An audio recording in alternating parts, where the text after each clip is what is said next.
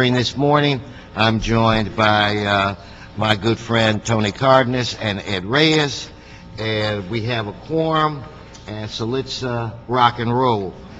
We'll be taking some public comment on items later, but why don't we deal with items 1 and 2 now, which are consent calendar items? Item 1, motion Perry Parks relative to the reprogramming of up to $533,711 program year 2010-11 emergency shelter grant savings to the 2011-12 year-round emergency shelter program administered by the Los Angeles Homeless Services Authority. Okay, on item 1, we'll adopt that motion. There's no objection. Item 2. Item 2, Community Development Department report and City Administrative Officer report relative to a status report on the utilization and available borrowing capacity under the Section 108 Loan Guarantee Program. Okay, before we act on that item, I have a public comment card on the Nicole Nicole, come up and I'll let you say, pronounce the last name.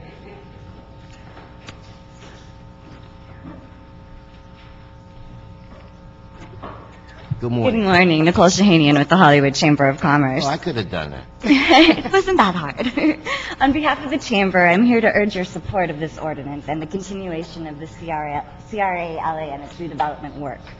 As you know, about 25% of the city's estimated $100 million payment to the state would come from the Hollywood and East Hollywood areas.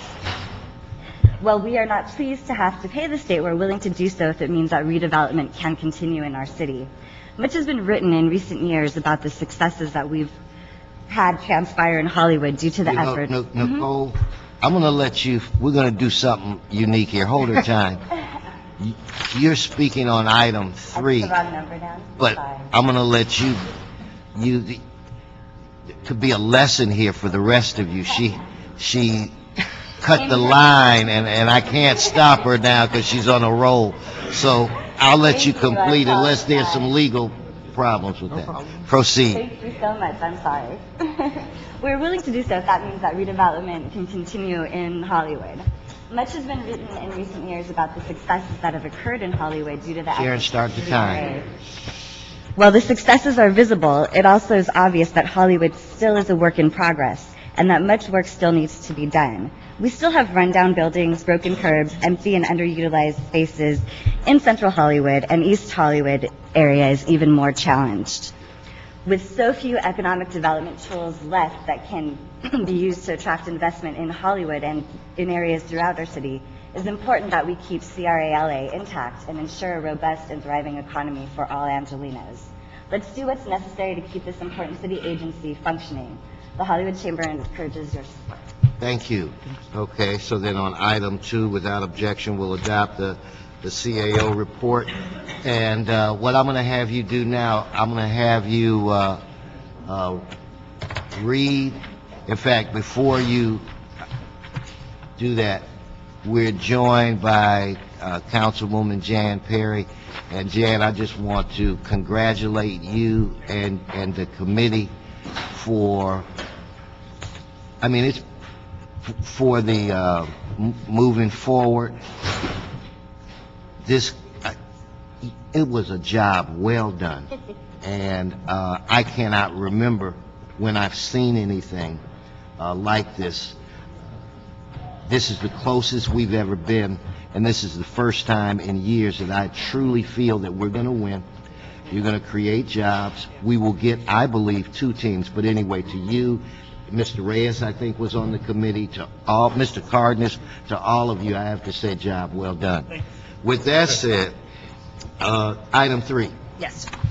Item 3, which is in council today, is a communication from the Chief Legislative Analyst regarding the CAO and CLA report and draft ordinance submitted relative to Community Redevelopment Agency and Assembly Bills 1X26 and 1X27. All righty. So what we're going to do before we bring the department, just stay there, before we bring you guys up to do the report, I think I'm going to go through the public comment. So we'll start out with Lucy Fitzpatrick. And after Lucy, we had Ed Rosenthal, and we'll just start with those 2 for now. Lucy, you're first, and I'm looking for Mr. Rosenthal. Good morning. Lucy Fitzpatrick. I'm a senior staff attorney at Public Counsel's Homelessness Prevention Law Project. Public Counsel is the largest public interest law firm specializing in the delivery of pro bono legal services to people struggling with poverty in the LA region. I want to talk today about how important CRA funding has been to our clients and urge you to adopt the continuation ordinance to continue the vital work of CRA LA. As the single largest source of funding for the development of affordable housing in the city of LA, CRA dollars support the efforts of our nonprofit developer clients to develop and preserve affordable homes across Los Angeles. These funds are critical to the city's fight to assist its lowest income residents secure housing and support services that they need to stabilize their lives. One example of this is one particular client, John, a 58-year-old resident of the New Image Shelter, who fell on hard times because of chronic lung and heart problems, making him unable to work. He would periodically collapse and be taken to local emergency rooms.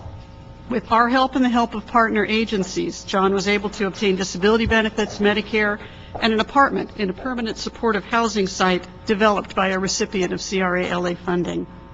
Public Counsel strongly encourages this committee and the City Council to opt in to participation in VARP and the continuation of CRA LA. Opting into VARP will provide continuing resources and support to our shared mission of creating affordable housing and jobs in low-income communities. Thank you. Thank you. Yes, sir. My name is Ed Rosenthal. I'm an active broker in the historic area of downtown, and I'm a member of the ULI Inner City Committee. I'm an advisor to the historic downtown BID, and I just coming here not on behalf of any particular owner or developer, but thinking citywide.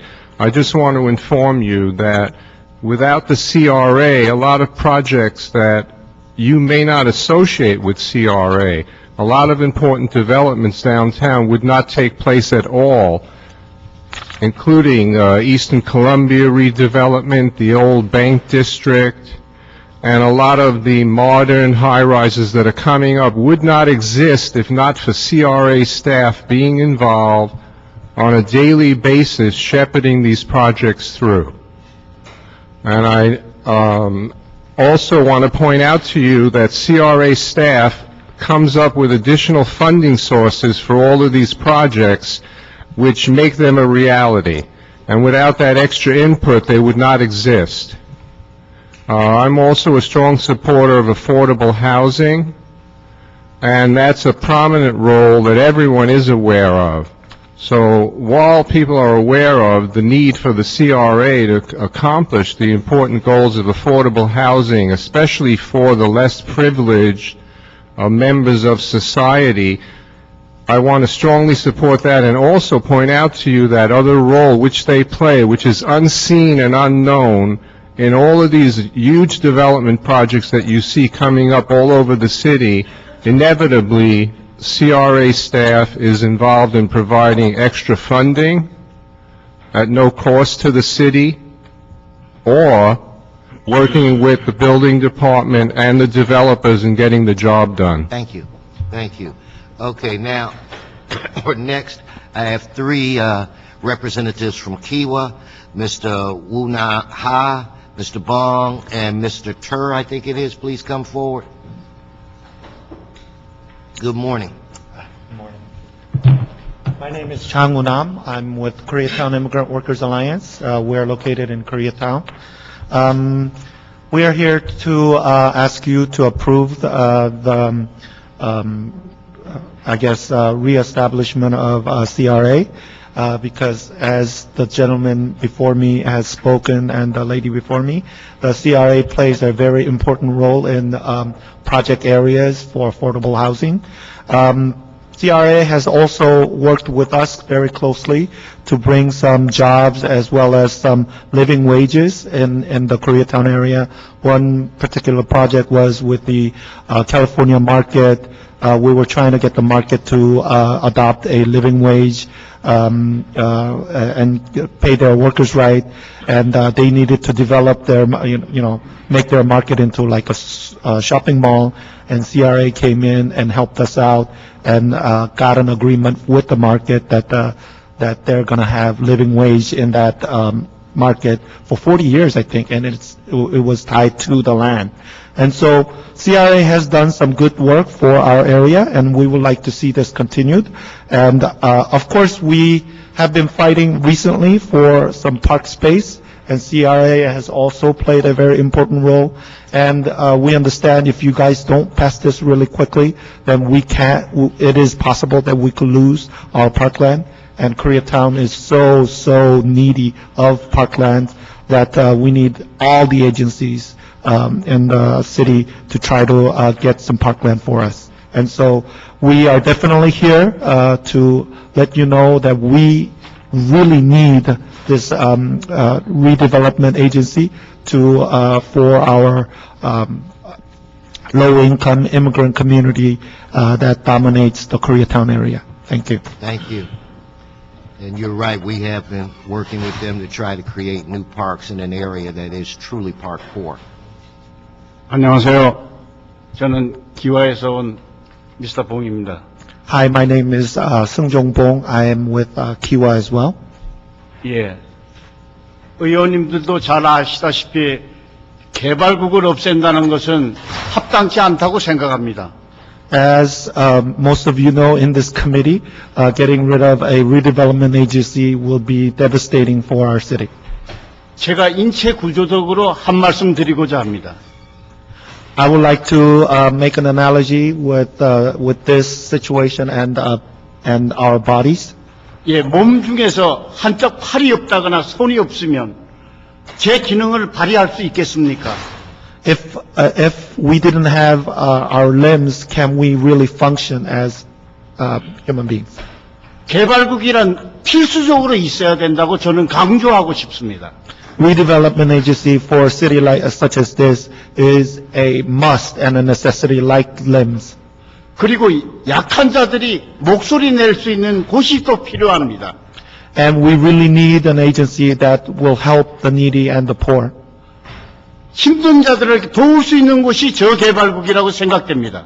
And right now, CRA has done so much for the needy that we need this agency to continue its good work. 여러분들께서 저희들에게 힘을 실어주시고 개발국을 좀 더 효율적으로 운영하기 위해 더 강력한 개발국이 필요하다고 생각하는 이때 왜 없애려고 하는지 저도 이해가 가지 않습니다. And at such a important time and with such a bad economy, there are more needy people out there, and there are more projects that the redevelopment agency needs to develop. And I don't understand why we have been moving so slow to get this approved.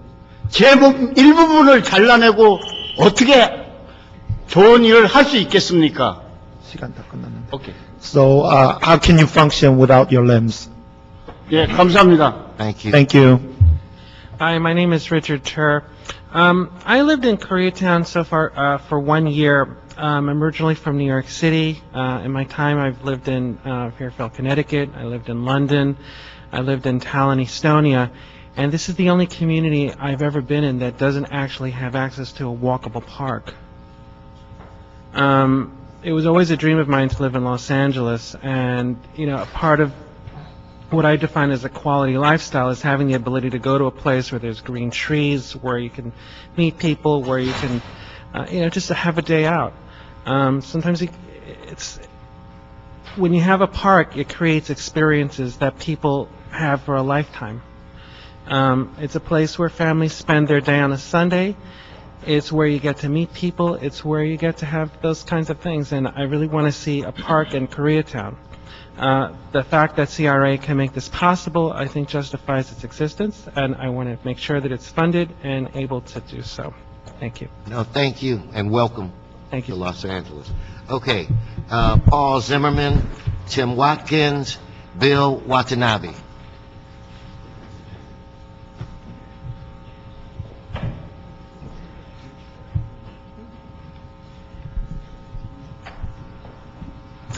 Good morning. Paul Zimmerman, Southern California Association of Nonprofit Housing. We're a membership organization that includes community development corporations throughout the city. This deal sort of leaves a little bit of a bitter taste in the mouth, in that we spent a lot of work on getting Prop 22 passed and trying to prevent this sort of grab, and a tremendous amount of effort pushing back on the governor. But I think we have the opportunity to kind of make lemonade out of the lemons we've been given. A little bitter, but little bitter, but here's where we add the sugar. Expensive lemonade. Yeah. I'll give you more time. Go on. I couldn't help that. Always glad to work in team. This funding is really crucial. It represents probably at least half, if not more, of the monies that flow into building affordable housing throughout the city. And I think the point I would add is that if the city does not opt in, the only monies remaining will be with the housing department, and the pressure on those funds, which rely a great deal on federal funding, which, as we all know, is shrinking and will take quite a hit going forward, will be just unimaginable. So it's not only that these monies are extremely valuable in the project areas, but really represent a pillar along with the other funding that makes affordable housing possible in this city. So we strongly urge you to opt in and do it quickly so the agency can continue to do its business. Thank you. Tim? Tim Watkins from Watts Labor Community Action Committee. I'm the president and CEO. And most of you know me. I'm not one that laughs when it's not funny, and I don't like to scratch when it doesn't itch. I'm not happy with the performance of CRA. I don't think that Watts has been done right by CRA, despite the fact that we have a shopping center that generates over $800,000 a year back into the city's treasury. Watts hasn't even seen slurry coat put on the parking lot in that shopping center in 15 years. So I think that it's important, to recognize that as a place that suffered abject poverty for the last 100 years, that Watts deserves to be protected, preserved, and it needs to be defended in this process. Having said all of that, I think CRA is a vitally important agency, and that if we're able to get it to do what it was formed to do and promised to do in places like Watts, then I think that it's essential that what you're about to do happen. Thank you. Thank you, Tim. Bill Watanabe, I'm director of the Little Tokyo Service Center, and I believe we have affordable housing projects in each of your districts. And we do affordable housing as well as community services at the Little Tokyo Service Center. During the Great Recession and just after it, conventional financing, loans, funding for affordable housing projects essentially disappeared or dried up or got stalled. And our projects were in great jeopardy. And I have to say the CRA not only stepped up, but they stepped in and kept our projects going. They were in great jeopardy, and they literally saved our projects. We also have 4 projects in Little Tokyo, and I've been working in Little Tokyo for the past 31 years. Little Tokyo, I believe, is a shining example of what the CRA can do. The Japanese American Cultural Community Center, the Japanese American National Museum, the East West Players Theater. These are all institutions that were helped by the CRA, and they helped to make Little Tokyo a visitor magnet that brings thousands of people each week to Little Tokyo and enhance their visitor experience. So we think Little Tokyo is a great asset to the city, and the CRA can take credit for playing a great role in that. Now, I don't know where you stand on the opting in issue. I hope I'm preaching to the choir here, but we do hope that you will take that position, because the CRA at some point in the future, I think, can become a strong force again. We will not always be in these dire economic times, and when times do get better, we can look for the CRA to have a great impact in other communities as well. Thank you very much. Thank you. Chairman? Yes. I had a few seconds left. May I say one more I'll let thing? you take these 17 seconds. Okay. While we don't have a council person in CD 15, I just wanted to know how I can assure that, or get some feedback from the committee that makes sure that we're being preserved and protected in this process down in Watts? Well, they do have a caretaker. Is it a VOC? Yes. Yeah. And he will serve as a de facto council person, so you can contact him, or What's you can his name again? contact a VOC. Get with my committee, or, Okay. yeah. And you could always get with the committee staff, and they can relay what you want to the individuals that are overseeing CD15. Thank you. Okay.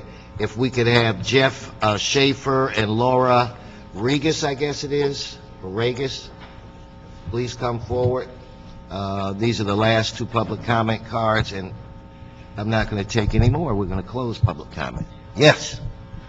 Good morning, Mr. Chairman, council members. I'm Jeff Schaefer, Vice President at Enterprise Community Partners. We're a national nonprofit supporting affordable housing and community development efforts. The city's Housing That Works plan calls for a $1 billion investment of city funds over 5 years with the intent that it would leverage $4 billion in additional investment. When that plan came out in 2008, Enterprise stepped up and said we would bring $700 million to the city of Los Angeles for affordable housing and community development. But our ability to do that is based on the city's commitment and investment of funds. The CRA is one of the major ways in which the city invests in affordable housing, so I'm here to urge you to opt in. As I think you're aware, many projects are currently on hold if they have CRA commitments, and not only is this delaying the development of projects, but it risks the loss of other leveraged funds. Ultimately, I think this issue raises the question of whether or not we're a city committed to housing all of our residents, including lower-income residents. And I believe that we are. I believe that the council has consistently demonstrated this commitment, and I hope and believe that you will again today. Thank you. Thank you. Good morning. I'm Laura Regas, Senior Project Manager with Abode Communities. We're a locally based nonprofit affordable housing developer. In fact, we're based right down the street from City Hall.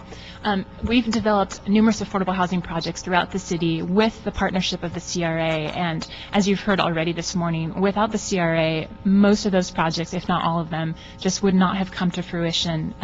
All of these projects are public-private investments, public-private partnerships, but without the critical piece that the CRA brings to those projects. LAHD, the housing department, simply doesn't have enough resources on its own to make all of those move forward. So I want to echo the importance of CRA in providing that affordable housing that we need throughout the city. And not only are we providing really, critical affordable housing that is safe, is energy efficient, it's built to the highest standards of green building, but we're also creating construction jobs. Typically on the projects that we've built is about an average of 140 construction jobs per project. So I want to reiterate the importance of not only the housing, but the jobs that come with that, and encourage you all to opt in. Thank you. Thank you. All right, if we could have the department people come forward. And let's get it started. Lisa Johnson-Smith, City Administrative Officer. On July 1st, the Council instructed the CLA and the CAO, with the assistance of the City Attorney and CRA, to report in 30 days on the impact of AB 1X26 and 1X27. The CAO and CLA report provides risk, benefits, and impacts to the City if the CRA is dissolved and the City becomes the successor entity, or CRA continues under the new legislation. City Attorney provided advice to ramifications under the scenarios. Areas of concern included city liability for the remittance payments, impact on personnel, pensions, and continuation of CRA work, given the voluntary alternative redevelopment program, funding requirements. It is a policy decision whether the mayor and the council chooses to continue CRA under the new legislation. If the city continues CRA, recommendations includes adoption of an urgency ordinance, authorization of city's participation in VARP, and approval of the remittance payments estimated to be $97 million in 2011-12 and $25 million in 2012-13. Included in the discussion is the property tax, the impact to the property tax. The CRA did an analysis over a 5-year period, and if the CRA is continued, the city would continue to receive AB 1290 funds, and it was estimated to be approximately $44 million over the 5-year period, which is 2011-12 through 2015-16. If CRA is continued, it would be estimated that CRA would have $947 million of funds available for a work program and operations, which is net of debt obligations. The if, under the scenario where CRA is dissolved, the city would get additional payment of property tax, which is former tax increment funds. However, those funds could, under the legislation, could be used to reduce or eliminate shortfalls between enforceable obligation costs and funds that are paid to the successor agency. Based on CRA's preliminary estimate, the city would not begin to receive a property tax payment, an additional property tax payment, until 2015-16. CRA estimates that number to be $27 million. Based on the analysis, CRA estimated Wait, let me that... stop you. So you said that would be 27 million, but in the event that we continue with the CRA after X number of years, it's 45 million. It's 44 million over the 5-year period, so you get an amount every year for 5 years. However, based on the scenario that they put forward, the city would have to pay shortfalls, and they had estimated what they believe the cost to be at the end of this fiscal year due to the dissolution, and they estimate that cost to be $113 million. That money, however, would be paid by a variety of funding sources. It wouldn't just be a city responsibility. It would come from the former tax payment under enforceable obligations. There would be a trust fund set up, a county's redevelopment trust fund, and some of those costs would be paid from that trust fund. Money would go to the successor agency. They would have a budget, and they would have staffing, and some of those costs would be paid from there. An oversight board would be appointed to oversee that process. Any costs that would be determined to be shortfalls would become the obligation, and in the case if the city determined to be the successor entity, some of those shortfalls would be assigned to the city to pay. And the city would have an option of what funding source they could use to pay those funds every year if there's a shortfall that does exist. Who would be on this board? The way it was designed, there would be 7 members. And who are you? Huh? Oh, who am I? Oh, let me check. Was that bad? Look at Christy your driver's Hessel, license. CEO of the CRA-LA. So the language in the bill would specify 7 members, and 5 of them would be county appointed at some level, either from the schools or directly from the county. 1 would be appointed by the mayor, and 1 would be a member of the AFSCME staff that currently staff us. So it would be dominated by county. So the city technically would have one appointment. Right. Okay. So the costs would be divided up according to the legislation and the rules, and the oversight board would have final determination if there were some questions about how decisions were being made. And also, funds would be available from the sale of CRA assets. And so if there's a determination that there would be a shortfall and the city determined that they would be the successor entity, then they would look for the city to pay for those costs. And based on an analysis the CRA put forward, they used funds from the city over the first 4-year period that they identified would be costs that potentially could come to the city. And on the 5th year, based on their analysis, we would have a positive $27 million that would come to the city. But in the first 4 years, we would have to use funds to help pay some of those costs. So you have a recommendation? Based on the information provided, our risks are best mitigated if CRA continues. If the ordinance is approved, the council must adopt by August 19th to meet the October 1st deadline. The ordinance includes findings. Wait, listen. Okay. What happens August 19th? And what are we meeting by October? The ordinance requires the city has to tell the county and the state that they want to continue CRA under the legislation. And there's a publication period of 30 days that needs to happen. So in order to meet those deadlines due to council recess, we had come up with the action from the council needed to happen by August 19th and allow 30 days for publication, if that needed to happen. All right. So the recommendation is to opt in. Any specific questions of us? I mean, I think the staff has done a great job of putting this up. There's a lawsuit going on right now we're technically not involved, but we would be included in the event that I think it's the CRA associations and a few of the cities. So Do we have any, what's the timeline on something? I have a commissioner with me who's been working hard Hi. on this. Yes. It's Greg Greg Lippy, Commissioner, CRA. Good commissioner as well. Thank you very much. With regard to the litigation, the hope is that we get a stay, which would be by August the 15th. Both sides have asked that the Supreme Court take jurisdiction, and the belief is that the case can be heard by the end of the year. The first payments that are due under the opt-in, the first payment would be January after the tax increments collected for December, and that would be 50% of what we have to pay. And the second one would be in May. Now, our belief is that the Supreme Court will find that there was a violation of Prop 22 here, and that therefore it would be overturned. At least we would get the stay to begin with. I think that we also, there's a point that maybe hasn't been brought up yet, and the $97 million or $96.5 million that we would have to pay, we actually have carry forward funds of $97 million. So therefore, we would not be taking this money out of future. So therefore, we will have close to $1 billion for new projects going forward.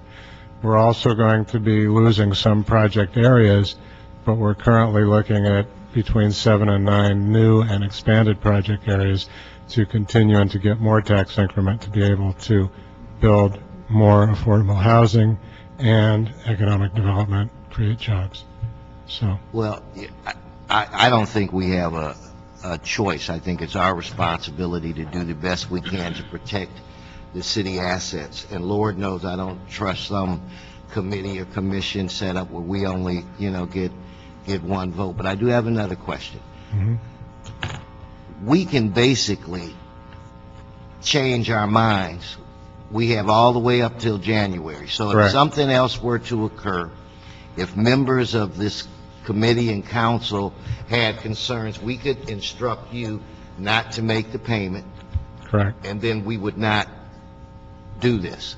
Mm-hmm. But it's important that we act now because we have timelines Absolutely. that we have to meet. So it's in our best interest, even though we may Plus, have... we have a lot of projects sitting there that Yeah. can't move. And they're just, Those are jobs that aren't, being able to be limbo. filled. So with this, I'll turn it over to Ms. Perry. Good question. And I don't know if I have the highest number of redevelopment areas in a council district, but I think I'm probably close to the top. And I know this is our last and probably greatest opportunity for survival. So obviously I'm going to vote for the opt-in. But I do have a question on the board or the governance subsequent to that. With 7 seats and 5 going to the county, and my experience has been in building housing for permanent supportive housing and then trying to get the county to participate and on the social service side has been extremely, extremely difficult. And I think I'm being diplomatic when I say that. And you are quite familiar with their attitude towards redevelopment in general. Whenever, all I need to do is go back to the lawsuits that were filed to stop, the Central City East and the CBD, and all the time that was wasted and all the tax increment opportunities that we missed out. So, I'm going to vote for this, but I got to say I have a lot of trepidation about it because it's like They won't be involved. If we opt in, we avoid the scenario of the county Right. oversight board. They're 150%. There's the reason to do it. No, that's good, because, that's Right. No, that's perfect. Yeah, thank you. Plus, there's a whole host of other unknown liabilities that the city could wind up with. No, I'm fine, because I don't want to do another 20 years of that kind Right. of torture. It's not worth it. No, All right, We're with you on that. Ms. Perry, they would roll us every time. Yeah, So they this, roll us, they're trying to roll us for the last 10 years. this action will eliminate that threat. We get a divorce, we won't even be in the same house. Good. Good. Right. Mr. Cardenas. Well, it sounds like basically this legislation 1X26 and 1X27 that were forced to either conform with or cease to exist as a redevelopment authority. It seems like it was written and passed in a wild, wild west atmosphere because they completely ignore Prop 22, the state constitution, and I mean, if they wanted to get creative and nifty, they could have done something different, but this flies right in the face of Prop 22. And isn't it the case that part of the legislation that was passed basically states that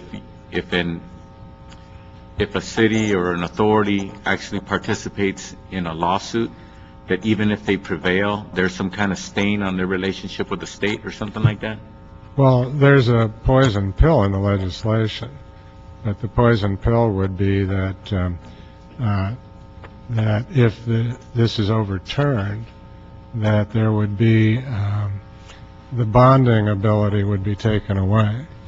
But that's part of the litigation to get rid of the poison pill.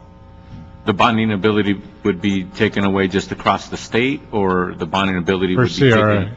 CRA would not, you know, the bonding ability to do any projects going forward. Yeah, but for the entities that actually participate in the lawsuit, or just everybody and anybody? It's unclear. That's unclear. It would certainly apply to the association and the league who are leading the lawsuit, and we are not. Yeah, but they don't. They don't have CRA. So it's one of the issues that needs to be resolved as we go forward with the Supreme Court. There's the opinion on our side has been that is actually illegal to set up that precedent. It precludes us from having the ability really to file claim, and that would be. And I'm not a lawyer, but that would not be something that our legal team believes is legal.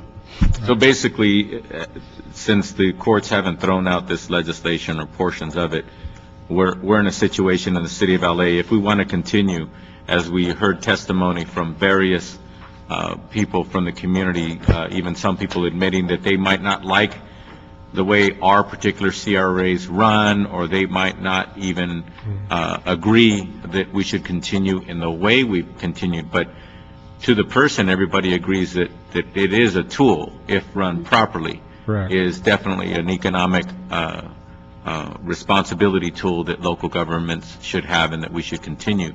But it appears that that having been said, we're in a situation where the state legislature is basically, and the governor basically saying, hand over your wallet or I'll end your life. Yeah, if we don't go with this ransom money situation, what happens? If we don't go, then it falls on either the city or another agency, depending if another agency steps up. You would undo the ordinance, and we would cease to exist, and then you'd go into the. So all we would be able to do, because they couldn't de-obligate us from our previous obligations. So basically, we would be limping along, only involved in previous legal contractual responsibilities of prior activities. But when it comes to going forward and committing future money, creating great projects, providing, more housing, et cetera, that would cease to, that ability as through a redevelopment authority like we have today, that would cease to exist. That would cease to exist, right. Well, plus another problem is that you would be responsible, the city would be responsible to sell all the assets, and the money that comes in from the assets would be given to the county. So, to distribute to the taxing entities. Right. The city would get its proportional share of that, should there be any cash left on the table. But there's a good chance there'd be a shortfall of money that goes to the city with to meet the obligations that the city would be stuck with. So it's a bad deal. It's a big mess. Yeah, it's a bad deal. But the mess, at the end of the day, the way it's structured and what they've attempted to do really falls on our shoulders, not so much the state.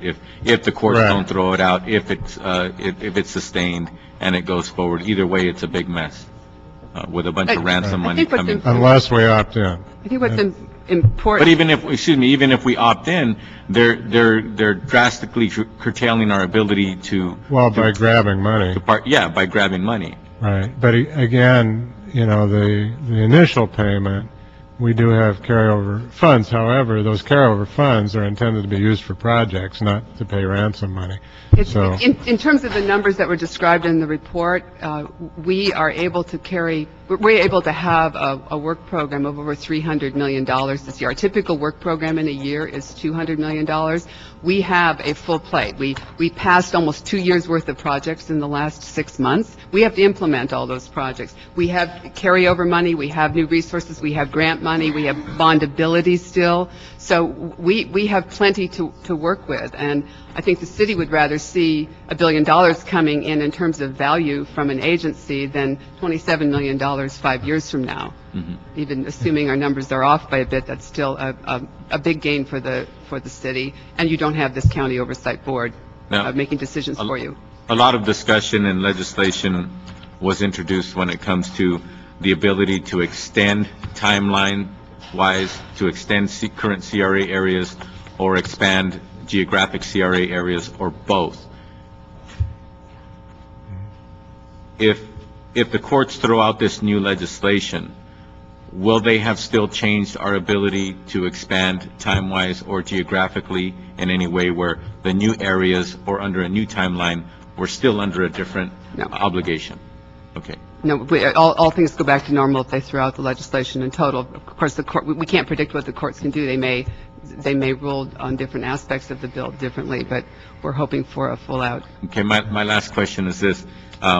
There was apparent understanding and agreement between local governments, the Redevelopment Authority Association, redevelopment agencies like ours, the League of Cities, et cetera, that some cleanup legislation needed to be done to tighten up what happens, because sometimes people interpret a little too loosely what our responsibilities are, obligations are. Now, when it comes to that cleanup legislation, which I think is more of a good government thing, not so much a money grab and forcing it down our throats like this, that legislation, where did that legislation end up? Well, we've got a session beginning on August 15th at the state legislature. The Senate Pro Tem, President Pro Tem, has reached out to our mayor and a couple mayors and said, help us with some cleanup legislation, reform legislation, a number of other aspects that they want to move forward with. We, in particular, are interested in some cleanup legislation to the current bill. There are some flaws in it that we think were unintended, let's hope, and they skew our numbers. So we would like to see, we've got 3 or 4 items we'd like to see looked at. Now, the association and the league are not high on tweaking a bad bill, so we're having to deal with that viewpoint, but I know other cities are up there trying to get issues that are important to them handled. So we'll be working with the mayor's office on a couple of important items. Okay. Thank you. Mr. Reyes? Thank you, Mr. Chair. My colleagues have been very thorough in their questioning and the issues they're addressing. But this is one thing I wanted to amplify, and that is that if it sounds a little quiet, I don't think it's a reflection of concern or care for what's happening in the CRA. I think it's a reflection more of how thorough your staff and yourself, Ms. Elson, have been, and the commissioners, in informing the council staff and the stakeholders who are deeply aware of what we will lose if the CRA does not continue. And for that, I thank you. I think it is critical that as you go through the list of all the sites that will be giving up hard-earned money that was cultivated over years, in my case, I go through Chinatown and Pico Union and Westlake. It took us almost 15 years to get to a place where we thought we could reinvest and recycle our monies for the state to come in and just take it overnight, like bandits, without any alert, to come in and say, we're going through the back door, we're going to raid your safe, and it's too bad. And that's exactly how it feels. Much of the CRA staff has worked hard. A lot of the stakeholders have sacrificed. We were at a point in these pockets, we're beginning to see a major turnaround, and we were just clipped at the knees. My biggest regret is that we did not have time to hold our state officials accountable. My biggest regret is that the state officials did not come here and address our constituents in a manner that spoke to why they allowed this kind of behavior and conduct to continue in a manner that really just ignored the strong and hard work that we have gone through. Now we're at a different place. We need to be positive. I'm hoping that our state officials will see the harm and the hurt and the discontentment and downright, in some cases, disgust on how this was implemented. We need to stay positive because our children, our educational programs, our job-generating programs need to flourish in the next couple of years, given the state of our economy today at the international, national, local levels. And we need to work together. And I'm hoping that they understand that we're awake now. It's no longer 2 a.m. and they're busting in through the back door taking our money. We are now aware of what they're capable of. And I would hope that the courts understand the significance of Proposition 22 and that we truly can hold firm to what the people wanted in that proposition. So perhaps as we start cutting back our senior services, when we start closing down our housing programs, we start eliminating our food support systems for our seniors, our child care programs begin to fold, as we begin to address the issue of homelessness as it increases because the loss of all the great projects that were put together, that perhaps we can bring our state officials here to help us out and seek a solution to the problems that have been festered. So I'm very frustrated. I'm kind of angry because for 20 years we worked these areas as a deputy and I was an elected official, and to see it just be taken away is just not right. And I'm hoping we will prevail. Thank you very much. There's one other thing that I want to mention, and that is the staff has worked extremely hard through this process, and they've done an excellent job, as you acknowledged. One thing the state hasn't even thought about is all the time that was put in here that could have been directed towards the projects that we have sitting around. Correct. Instead of fighting this. So 7 months of fighting as opposed to exactly really making progress. So we really have a great organization with great people, and they should be able to do what they're here to do, which is to create jobs, create economic development, and affordable housing.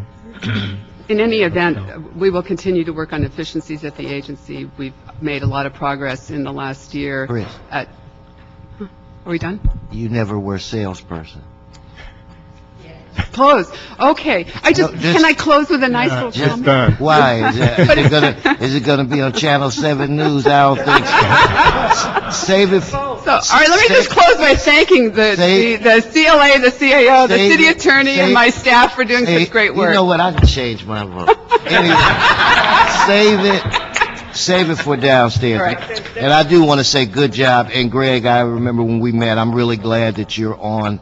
Thank you very much. Board at this time. You've been a very steady and force. And Mr. Reyes, and hopefully we can avoid all these closures and what have you, but if they do happen, what the state officials are going to do, they're going to say, that's not my jurisdiction. They're going to blame it on us. All right, Anne Marie, is there the action now? There is No. So the action that we're going to take now is we will adopt the joint CLA and CAO report with the accompanying draft ordinance resolution with amendments. So, Probably should state what the amendments are. are the amendments technical? Do you have them? I do. They've been submitted to the clerk. I believe you have a copy. So I think we can just move forward without doing that. So then, without objection, we've moved this item. It'll be heard later today. Anne Marie, is there any more business before this committee? No, sir. Then this committee is adjourned. Thank you. Thank you.